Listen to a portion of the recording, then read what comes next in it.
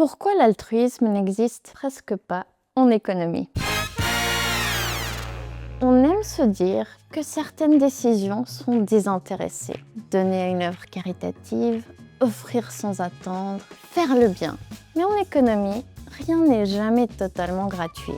Les économistes appellent ça l'intérêt bien compris. Même quand on donne, on reçoit quelque chose. De la reconnaissance, une image valorisée ou simplement le sentiment d'être une bonne personne. L'altruisme pur, celui qui est anonyme sans aucun retour, n'existe presque jamais.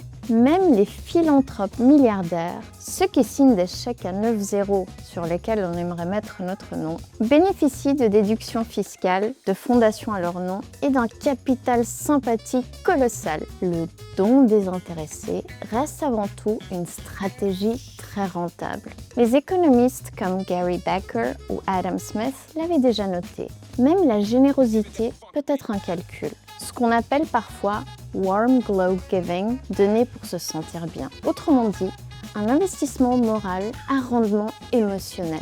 Et les États eux-mêmes utilisent cet égoïsme positif. Les politiques de nudge, ces petits coups de pouce psychologiques, reposent sur l'idée qu'on n'agit ni par bonté, ni par une réflexion objective, mais principalement sur la base de nos biais cognitifs, sorte de comfort zone mentale.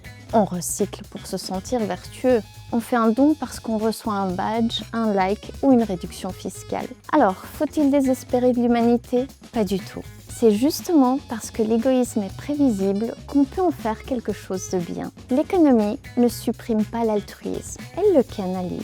À retenir, l'altruisme économique, c'est un peu comme planter un arbre dans un élan d'écologie, mais dont vous profiterez quand même de l'ombre en été.